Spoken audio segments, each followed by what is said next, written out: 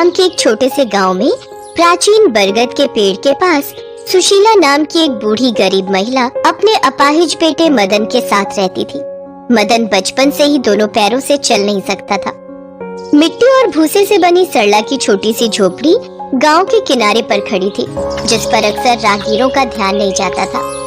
अपने जीवन की गरीबी और कठिनाइयों के बावजूद सुशीला भगवान राम में अपनी अटूट आस्था के लिए जानी जाती थी।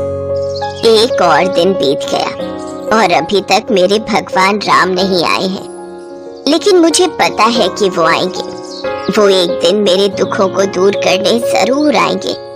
मुझ गरीब की झोपड़ी में वो जरूर आएंगे। माँ, प्यास लगी है। हाँ बेटा, अभी देती हूँ, पानी भी और रोटी भी।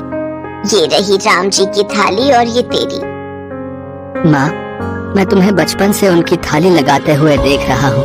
माँ, क्या तुम्हें पक्का विश्वास है कि भगवान राम हमारी झोपड़ी में आएंगे? हाँ बेटा, मुझे पूरा विश्वास है।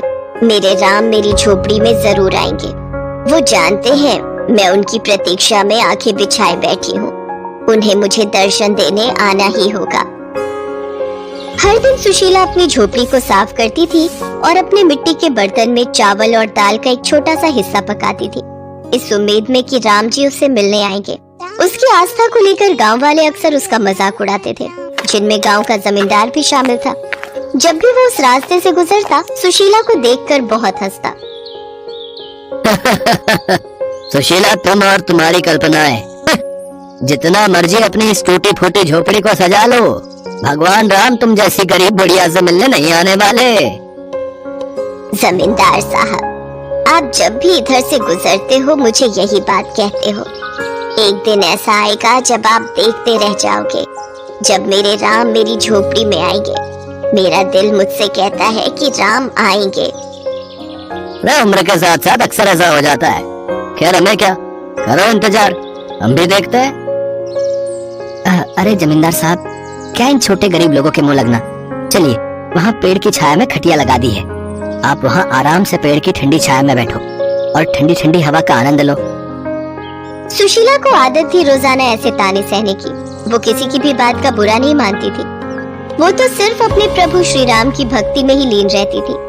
एक दोपहर में जब सुशीला गांव के बाहर लकड़ियां इकट्ठा कर रही थी, दो युवा और सुंदर साधु साधारण कपड़े पहने हुए उसकी झोपड़ी के पास आए। उनकी उपस्थिति शांत थी और उनकी मुस्कान बहुत ही कोमल थी। माँ, क्या हमें थोड़ा पानी मिल सकता है? हम बहुत दिनों से यात्रा कर रहे हैं, हमारे पास पानी समाप्त हो गया है। हाँ हाँ मेरे बच्चों, कृपया अंदर आओ, भोजन का समय है। मैं तुम दोनों के लिए भोजन भी लाती हूँ और साथ में पानी भी। माँ, कौन आया है? बेटा, दो ऋषि पधारे हैं, यात्रा पर निकले हैं, इसीलिए कुछ देर यहाँ विश्राम करना चाहते हैं।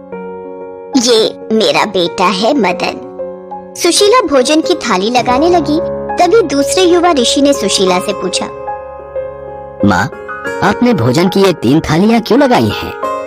हम तो केवल 2 ही हैं। बेटा, ये थाली भगवान राम के लिए है।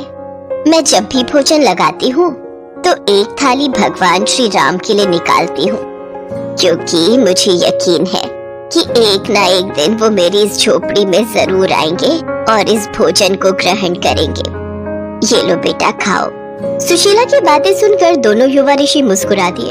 उन्होंने घंटों बातें की। युवा ऋषियों ने गांव, सुशीला के जीवन और राम जी के प्रति उसके अटूट विश्वास के बारे में उसकी कहानियां ध्यान से सुनी। जैसे ही शाम हुई, युवा ऋषि जाने के लिए खड़े हो गए। आपसे मिलकर और आपकी प्रभु श्री राम के प्रति भक्ति को देखकर सचमुच हृदय आनंद से भर गया। धन्यवाद। बस अब तो मेरी इच्छा है कि राम जी भी ऐसे ही मुझसे मिलने आए जैसे आप आए हैं। तुम्हारी भक्ति जीत गई माँ। देखो, मैं तुमसे मिलने आ गया। तुम्हारी भक्ति मुझे यहाँ तुम्हारी झोपड़ी में खींच लाई। सुशीला देखती है दोनों युवक राम और लक्ष्मण के रूप में आ जाते हैं। सुशीला को कुछ पल के लिए तो अपनी आंखों पर यकीन ही नहीं हुआ। उसकी खुशी का ठिकाना नहीं था। उसकी भक्ति जीत गई। उसे अपने प्रभु श्री राम के दर्शन हो गए। बस माँ, अब दुख के दिन दूर हो गए। अब आपको चिंता की कोई जरूरत नहीं। अब मेरे आशीर्वाद से सब कुछ ठीक हो जाएगा। भगवान श्री राम आशीर्वाद का हाथ उठाते हैं। मदन के पैर ठीक हो जाते हैं और वो उठकर खड़ा हो जाता है। वो भी हाथ जोड़कर भगवान श्री राम और लक्ष्मण के सामने खड़ा था।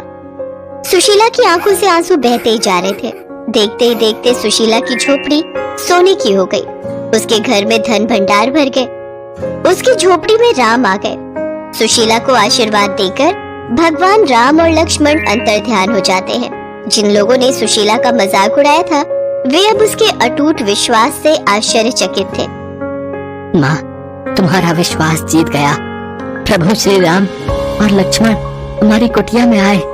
देखो, उन्होंने मुझे ठीक कर दिया, हमारी गरीबी भी दूर कर दी, हमारे जीवन के सारे दुख दूर कर दिए। माँ, हाँ बेटा, अब हमारे दुख के दिन दूर हो गए।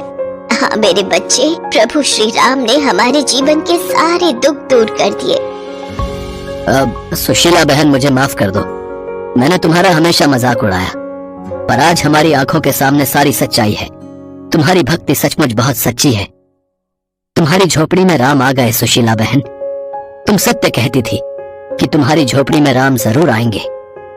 सब गांव वाले भी सुशीला की भक्ति की बहुत प्रशंसा करते हैं और सब सुशीला से यही सीख लेते हैं कि भगवान पर अटूट विश्वास बहुत जरूरी है। तभी हमें सच्ची भक्ति का फल प्राप्त होता है।